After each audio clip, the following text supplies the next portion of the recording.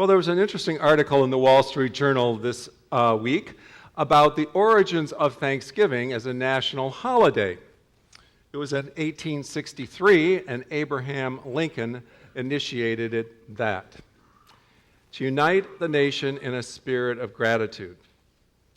It was Lincoln's call for a national Thanksgiving, which was quite different from what had already been done during the Civil War. Jefferson Davis in the Confederacy, and also Abraham Lincoln had different kinds of Thanksgivings in order to commemorate victories in battle and also to rally the troops. But this was a time for general thanksgiving in a comprehensive way to give thanks to God for the goodness of God's provisions. And Lincoln said, "The year that is drawing towards its close has been filled with the blessings of fruitful fields and beautiful skies. Also, damaged fields and dark skies." This was the year of the battle at Gettysburg, mass destruction. But somehow Lincoln called on the whole American people to celebrate Thanksgiving with a one heart and one voice. Lincoln himself, who was probably clinically depressed the whole time he was in the presidency, found a way to find Thanksgiving. And he added that the country was at peace with foreign powers, its population was expanding, its farms and industries and mines were producing effectively and prosperous in the midst of the Civil War. He also borrowed some vision from an interesting figure in American history, Sarah Josepha Hale, the editor of a very popular magazine, and I'm going to get it wrong, A Godey's Lady Book, which had been calling for a national holiday for years, and Sarah Hale had been asking for this. And so he consolidated and helped and worked with her to create this Thanksgiving as editorials appeared in her magazine, articles and poems of thanks, and of course recipes for Thanksgiving, including recipes for turkey and pumpkin pie. Now we get to the serious stuff. Now I don't know about you, but I don't think you should mess with the turkey. I mean, this year I understand that the house I'm going to, there's going to be something served called a turducken. I am not excited about the turducken. A chicken inside of a duck, inside of a turkey. I mean, this better taste like turkey. If this tastes like a chicken inside of a duck, inside of a turkey, I am not going to be a happy camper. There's one thing about Thanksgiving you don't mess with, and that's the tradition of the turkey. But in a year of controversy such as this, we must ask if we can come to Thanksgiving with renewed gratitude. Can we gather up our thanks and rehearse our awareness of all the good that has come to us in the midst of a year of conflict, in the midst of controversy, the good which has come to our nation, and even more, the good which has come to us through the faith of our mothers and fathers of faith.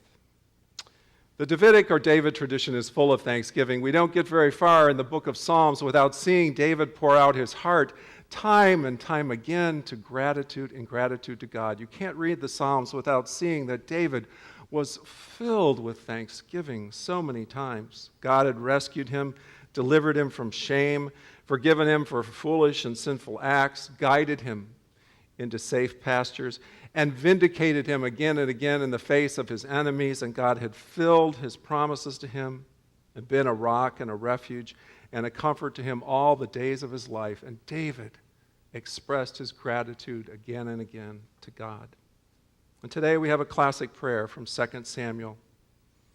We saw last week that David wanted to build a temple for God, but God instead wants to build a house or a lineage through David. David has this idea, but God has something better for David than what David foresees for himself. He wants to build a people, and through this royal lineage, a Savior will come. It's all a part of God's promise for the redemption of the world, and God is establishing this agreement or covenant with David. It cannot be dissolved. It is permanent. The promise is set. The giver cannot revoke his promises. And what is the promise really? It's the promise, again, to build a people, a promise to give a royal house, a promise for salvation through David, through his lineage. Now, I think it's instructive what Walter Brueggemann, the great commentator, says about the prayer of David. He says there's really three elements here, three elements to consider, and I want to consider those elements with you as we think about how we find gratitude in our own lives, because gratitude doesn't come to us naturally. You know, I don't know how it is for you, but I find reasons to be grumpy, and gratitude doesn't come naturally or automatically to us. There are things that hinder us in our gratitude. And he says David's prayer is a series of deference, doxology, and demand. So I want to look at those. Deference, doxology, and demand. First, deference. David understands the fact that he is not entitled to God's blessings. He is aware that the first king of Israel, King Saul, the blessing of God was removed from Saul, and David watched this happening. He knows that just because he is the king of Israel, it does not mean that his kingship will be blessed. It does not mean that his life will be blessed. It's not an automatic thing. And plus, David knows his origins. I mean, he's the shepherd boy. He's the poor kid that God has raised up into this position and brought him through all of these events where he is now a king in a successful situation. David is not entitled. He is deferential. Who am I, Lord, that I should be in this position, he prays. Indeed, who are we? That's where our prayer should begin. Who are we, Lord, that we should be here? Gratitude begins with that essential humility, not only that God has blessed us with many things, but that God has taken us as we are and lifted us up into his family and given us a purpose and given us hope for salvation as we look forward. Sometimes entitlement slips in, and we have to admit it. It's a barrier to gratitude. I think it's kind of insipid, and it slips in without us being aware of it coming into our lives. In the last community I served in Glen Ellen, parents talked a great deal about the kids being entitled. We like to talk about it. Oh, the kids are so entitled in this community. You know, they get everything. They expect everything. You know, they expect trips, and they expect this, and they expect that. The kids are spoiled. But to see the entitlement in ourselves, we never talked about that. That was pretty hard to notice, that we too were entitled and carried that spirit. Sometimes the spirit of entitlement is slipping in, but if we make a trip to the hospital, or if you spend some time with those who are really struggling or those who are poor, that entitlement can't really stay with you very long.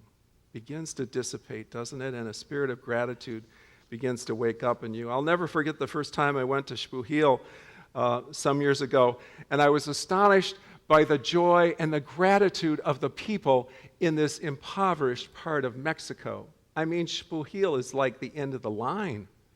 It's a truck stop that the Mexican government invented in the middle of nowhere in southern Yucatan, and it's ugly. And the people are full of joy. They have very little, but they have each other.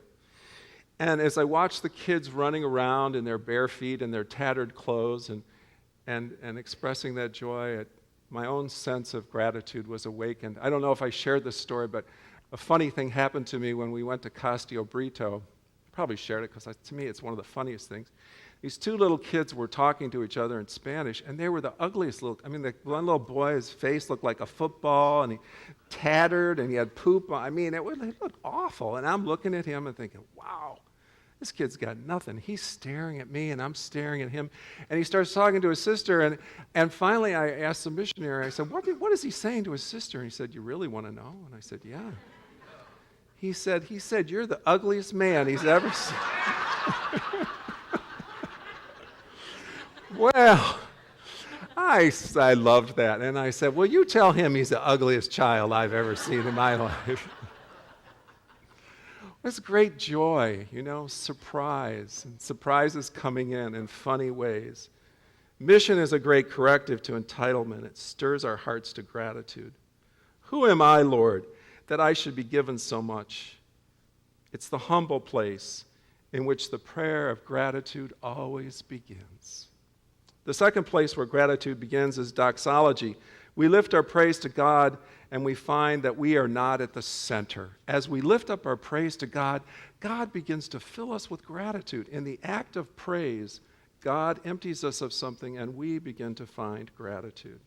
The spirit of self-pity can come in sometime, and that's perhaps the opposite of this. It can come in, and we make a list of all the things that frustrate us.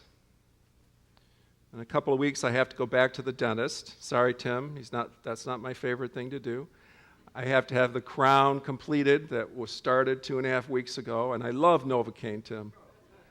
But I said, please give me extra Novocaine. And I don't know what he did, but I think my mouth, and I was numb for about 2 days. And now I've got to go back, and I can be grouchy about the fact I got to go, or I can be grateful that there are people like Tim and that I can go to a dentist and that I can afford that. And there's Novocaine. So much to be grateful for. There's always reasons to feel sorry for ourselves. And sometimes they come in bunches, and they're threes. I remember when some years ago I went on an interview to Flint, Michigan. I know what you're asking or thinking, well, why in the world would anyone go to Flint, Michigan for an interview? Well, that's a long story. I can't tell you the answer, but I went for an interview, and pretty much everything went wrong. I mean, it was a bad situation, and I didn't connect well, and I didn't have a positive interview, and I got a flat tire a few blocks from the church. But when the interview was over, someone came in and said, we've taken care of your flat tire. Your tire's fixed. New tire for free. Sense of gratitude, even in Flint, Michigan, on that occasion. I had a client some years ago, and she came in one day and she said, I'm Eeyore most of the time. I said, what do you mean? I said, well, do you know who Eeyore is? I'm from Winnie the Pooh. And I said, yes, I think I do. You know how Eeyore sits there and just kind of goes, oh, makes that donkey sound? Poor Eeyore. She felt sorry for herself a lot. And she said, when I'm not Eeyore, I'm Charlie Brown. I try to kick the football. I try to make something happen in life. And the minute I try to make it happen, somebody pulls the football out, and I find myself lying on the back, and I'm looking up, and I'm saying, why did it happen to me again? Always happens to me, Lord. Nothing works out in my life. She had a serious case of self-pity. Week after week, we would go over all the things that were wrong in her life. David shows us the path of doxology. David is caught up in the greatness of God. There is no other God like this God who raises up the poor and lifts the needy to sit with princes. David should know. He's among the lowly who have been lifted up and exalted by God and put in this position and granted all of these good things and these opportunities to serve as God's agent in the world. The shepherd boy who faced off against Goliath. I think that is often the way it works. I think we're often surprised by God's generosity to us. Some years ago, I went on another mission trip. I left thinking, I don't know why I'm going on this trip. It was a medical mission trip, and I'm not a doctor, and I'm not a nurse, and I'm not good at nursing or doctoring. But I went, and the purpose of the trip was to perform tubal ligations in this particularly impoverished area, and the reason for the tubal ligations was that so many of the women bore children for such a long period of time that their health diminished very quickly, and at a young age they had serious health problems. And so the American doctors were convinced that going to this Roman Catholic country and performing tubal ligations was a great idea. It wasn't. And the government said, no, we don't want tubal ligations, and we're not going to allow you to perform tubal ligations. So the mission trip was in essence a fiasco. I mean, as the doctor would trace around the country trying to find another doctor that would give him permission to do this. And yet, in the midst of all that, there were these relationships that were being built, friendships growing, faith being shared. There was a lot of positive things happening and a lot of blessing, and I remember feeling really blessed. One of the things that struck me right away was that particular year, that February, every day was gray. You're supposed to count your blessings. I think I counted every gray day. I was counting gray days. And I got to the end of February and I said, this whole month has been gray. I can't live in Chicago anymore. And that was the year I went down and enjoyed the green of Mexico. It was amazing to that first bus ride down there, just to take in all that lush green and be reminded that life was going on somewhere. And then the sun came out in Chicago. Life surprises us, doesn't it? It's the way it often is. Blessings come in at the back door when you least expect them. We're surprised by grace. I was in a restaurant the other day. I was overhearing a conversation, and it's a good restaurant. You probably should go. It's an Ethiopian restaurant. If you like hot food, it's really, really hot. And I was overhearing this conversation about mission in the city, and I was so busy overhearing, I thought, well, I'm just going to join them. Being the obtrusive person that I am, I said, do you mind if I join you? And they said, oh, sure, you can join us. It was a group from Wheaton College, and some of them knew one of my daughters, and the fellow who was the professor paid for my meal. And I mean, that thing worked out great. Not because I'm obtrusive, but just because sometimes you get surprised with blessings. Life's full of those kinds of chance meetings. We get surprised by grace. It leads to doxology. The third path towards gratitude is what Walter Brueggemann calls demand. David is not shy, reticent, or embarrassed. David is David. Persistent, bold, and nervy. Some would say he's demanding, but his demands are a reassertion of what God has already promised. His demands are in line with God's will. David is, in a sense, repeating what God has already said in the oracle that he has received from Nathan. And David is, in a sense, saying, God, I am holding you to your promises. I believe that you are going to fulfill these promises. In fact, I insist that you do. David and God have an understanding.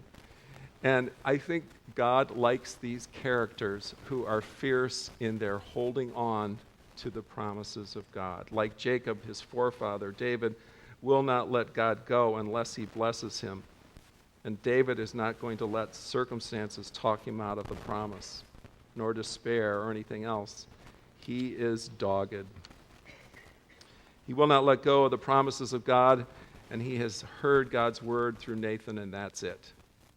If you read the rest of 2 Samuel, and if you don't like sad stories, I recommend that you don't read it. It's one sad story after another as everything goes wrong in David's life. It's not a good idea to have several wives and sons competing for the throne. But nonetheless, the agreement is there, and David's stubborn faith is there. He will not let it go, nor will God let him go. You're familiar perhaps with George Matheson, who wrote the hymn, O Love That Will Not Let Me Go. I wish it had a better melody. We would sing it more often. I don't know, Megan, maybe we can do something about that. No, it's pretty, it's kind of syrupy. It's beautiful words. And George Matheson had an interesting life because George Matheson, when he was 16, started to go blind. And when he was on his way through seminary, he did go blind. His sisters had to help him through seminary to complete seminary, and he wrote this hymn, no doubt, when he was blind. O love that will not let me go, I rest my weary soul in thee. I give thee back the life I owe, that in thy ocean depths its flow may richer, fuller be. Somebody that knew that God was not going to let go of him and experienced the richness of God's grace deep within his spirit and his soul. A wonderful Christian man, George Matheson. We'll sing it anyway. You guys will hate the tune. I believe that as we open ourselves to God in gratitude, our ability to receive those blessings deepens. Gratitude leads to gratitude. Gratitude opens us up to deeper gratitude. Gratitude is a practice that we have to engage in. It's a discipline. It's a decision. It's something we need to move forward. So this morning we've set aside some time for writing down blessings, and all of you have a leaf somewhere. If you don't have a leaf, raise your hand. The ushers will bring you one. I have a leaf here. So I would invite you, if you will, we're going to have a minute of silence. There's a couple people who don't have a leaf. If you'll just take a minute or two and write down a couple of things that you're particularly grateful for this year, blessings that have come into your life, perhaps ways that God has surprised you. Or perhaps it's a prayer that you have, a blessing that you're looking for, and you, like David, are going to be a little demanding with God. You're going to hold God to his promises, if you will. So I invite you to do that now, to write down your moments of gratitude, your give thanks. Let us have silence.